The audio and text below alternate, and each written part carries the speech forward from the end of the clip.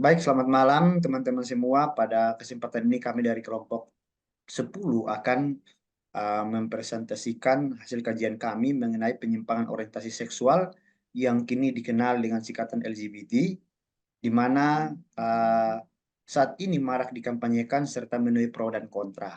Di mana kami kelompok 10 terdiri dari saya sendiri Epimanu dan ada teman saya Indah Permatasari, Amalia Pratiwi dan Bung Rafli. Kita untuk mempersingkat waktu, mari kita langsung kepada pembahasan materinya. Penelitian menunjukkan adanya faktor genetik dan biologis yang mempengaruhi orientasi seksual. Hal ini menguatkan pemahaman bahwa adanya komponen biologis yang kuat pada orientasi seksual yang bisa dipengaruhi interaksi genetik, hormon, dan faktor-faktor lingkungan, dan ini bagian alami dari keseragaman manusia.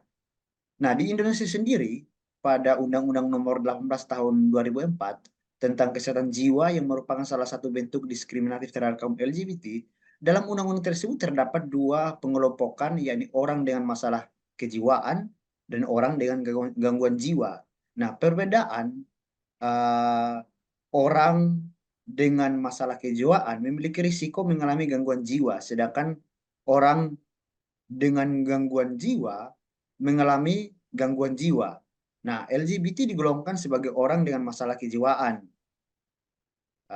Masuknya kaum lesbian, gay, dan biseksual dalam kelompok ODMK atau yang biasa disebut dengan orang dengan masalah kejiwaan bertujuan untuk mengklasifikasi gangguan psikologis macam apa yang dialami mereka dan bukan menangani orientasi seksual mereka.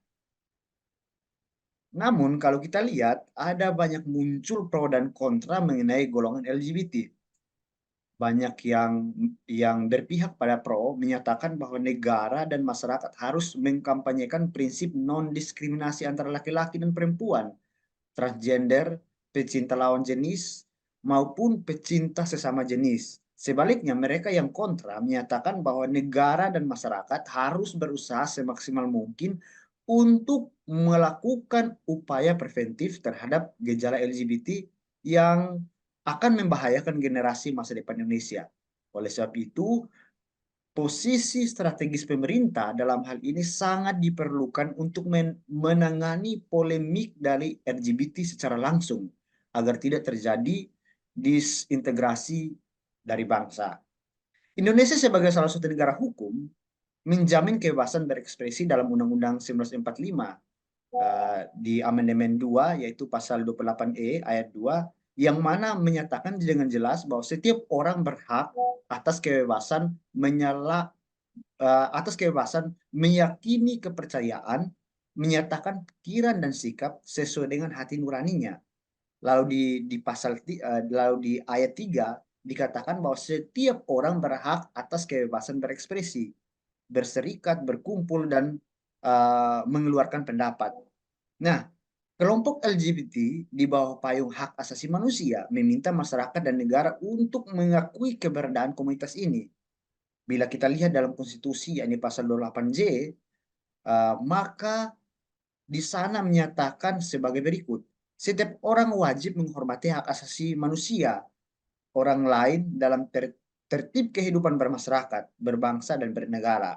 Dan di pasal 2 juga di sana dikatakan bahwa dalam menjalankan hak dan kebebasannya, setiap orang wajib tunduk kepada pembatasan yang ditetapkan dengan undang-undang dengan maksud semata-mata untuk menjamin pengakuan serta penghormatan atas hak dan kebebasan orang lain dan untuk memenuhi tuntutan yang adil sesuai dengan pertimbangan moral, nilai agama, keamanan, dan ketertiban umum dalam suatu masyarakat yang demokratis.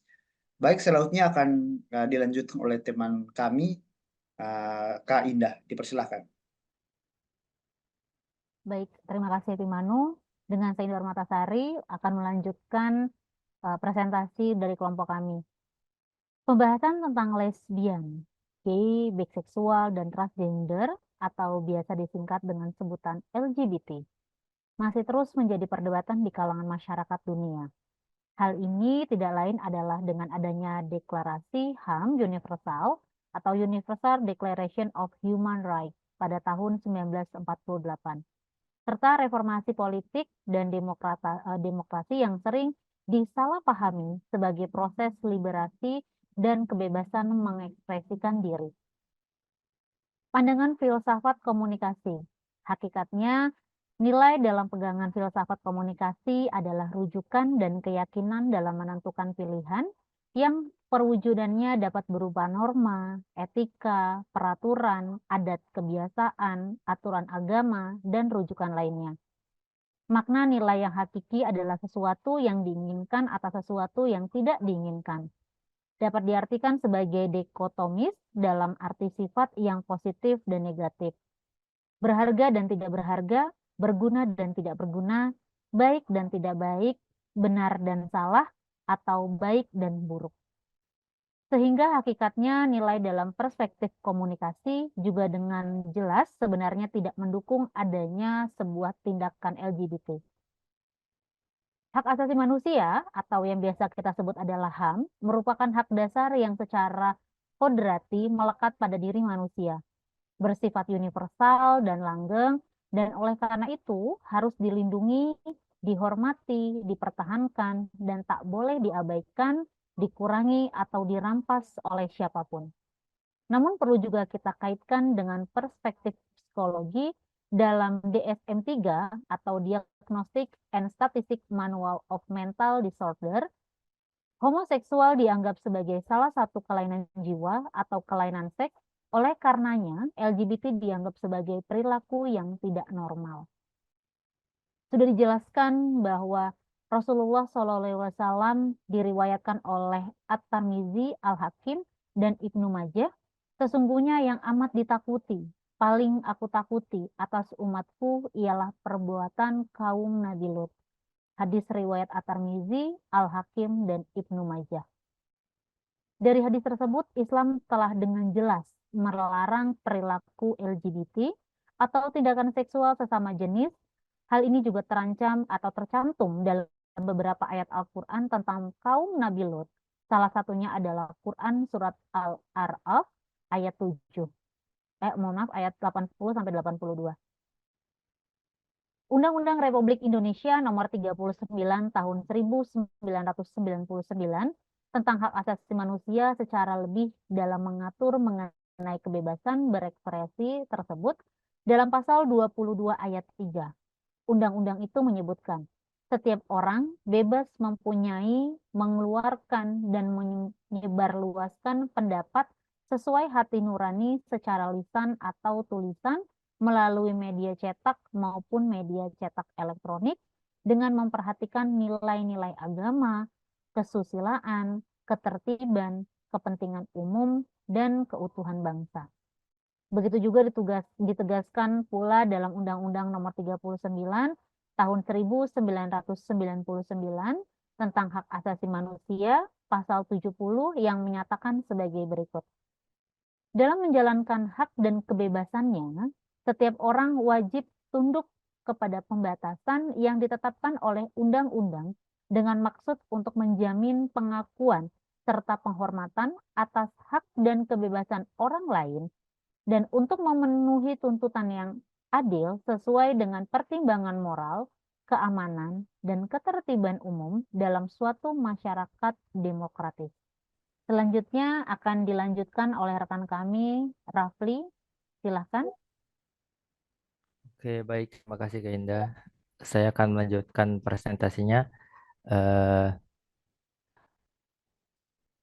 Dan pasal 73 Undang-Undang HAM yang menyatakan hak dan kebebasan yang diatur dalam undang-undang ini hanya dapat dibatasi oleh dan berdasarkan undang-undang, semata-mata untuk menjamin pengakuan dan penghormatan terhadap hak asasi manusia, serta kebebasan dasar orang lain, kesusilaan, ketertiban umum, dan kepentingan bangsa.